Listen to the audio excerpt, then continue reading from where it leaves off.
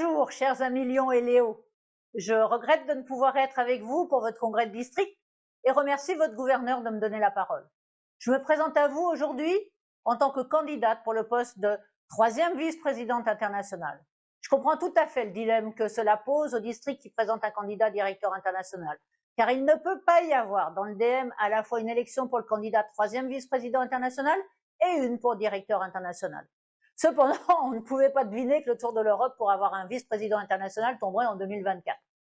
Comment se passe la sélection pour le 3e vice-président international? C'est en fait une fusée à 4 étages. Il faut d'abord que mon district sud et notre district multiple votent pour ma candidature. Puis un comité de sélection réunissant entre autres un représentant de nos 8 aires constitutionnelles auditionnera ma candidature et celle des autres candidats. Il émettra alors un avis qui sera proposé au Conseil d'administration internationale à Boston, qui en dernier recours choisira le candidat endorsé. Pourquoi me présenter?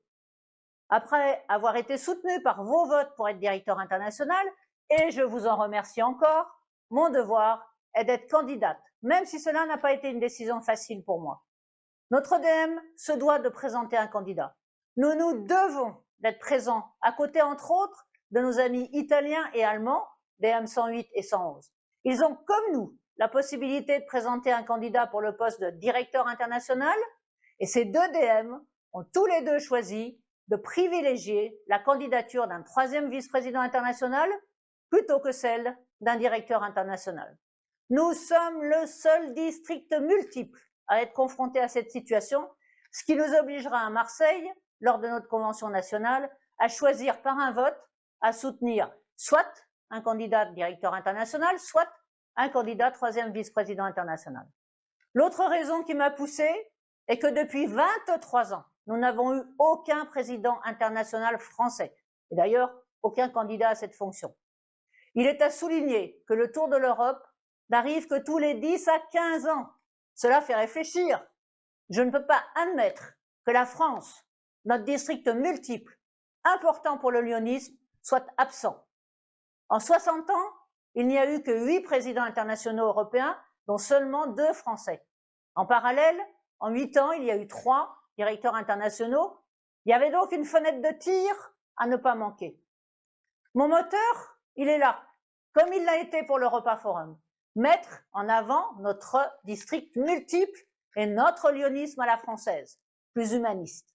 Certes, le travail de directeur international est intéressant. Je ne vous dirai pas le contraire, puisque je l'ai été de 2019 à 2022. Et je vous l'ai écrit dans les revues Lyon. Et nos passes directeurs internationaux nous ont déjà représentés. Mais les décisions, les orientations au niveau international, qui sont relayées ensuite au niveau de chaque district multiple, donc du nôtre aussi, viennent du comité exécutif. Ce comité est composé du président international en poste, des 3 vice-présidents internationaux et de l'immédiat passe-président international.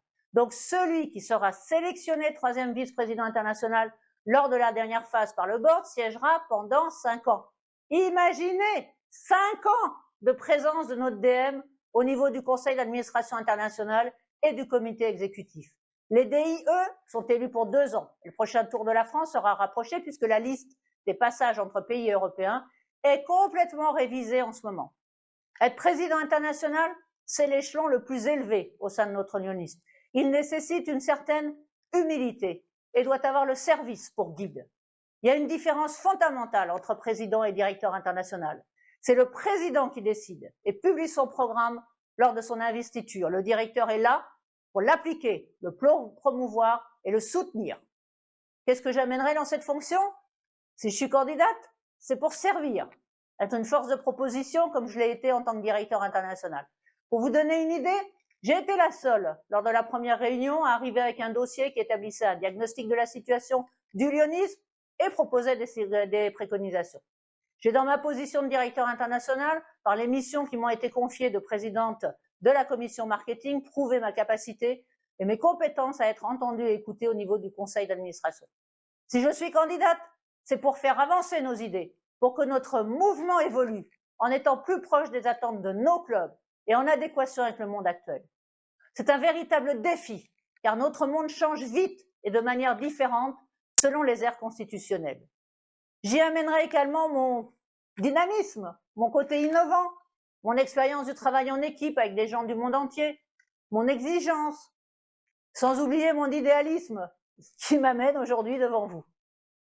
Mes expériences professionnelles, associatives, multiples, diverses et internationales me permettront également d'amener une vision différente, mais complémentaire aux réflexions du comité exécutif.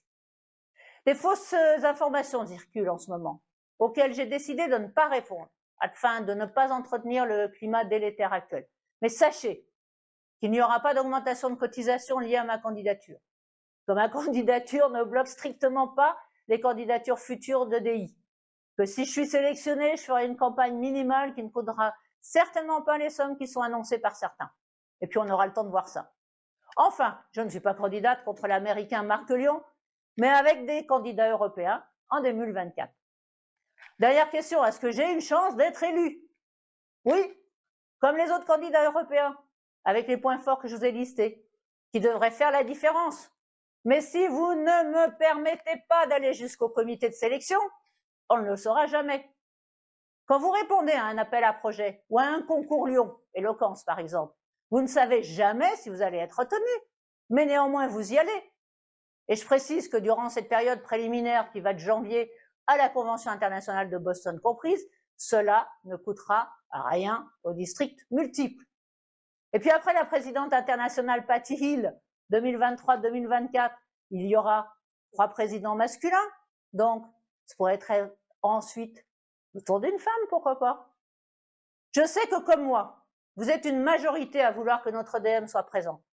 Alors, si vous êtes dans ce cas, si vous en avez assez des fausses informations, des attaques indignes qui circulent tout azimut, si vous voulez que notre DM ait un candidat sélectionné, acceptez d'être délégué de votre club à la Convention nationale de Marseille pour voter pour avoir un candidat vice-président international. Et parlez-en autour de vous. J'ai besoin de vous, car c'est votre mobilisation, vos votes qui feront qu'une candidature française au poste de 3e vice-président international pourra être étudiée par la commission de sélection internationale. Sans vous, je ne suis rien. Je ne peux rien faire. Ce sont vos votes qui comptent. C'est vous qui donnerez une chance à notre district multiple 103 d'avoir un président international français dont vous pourrez être fiers. Je sais pouvoir compter sur vous.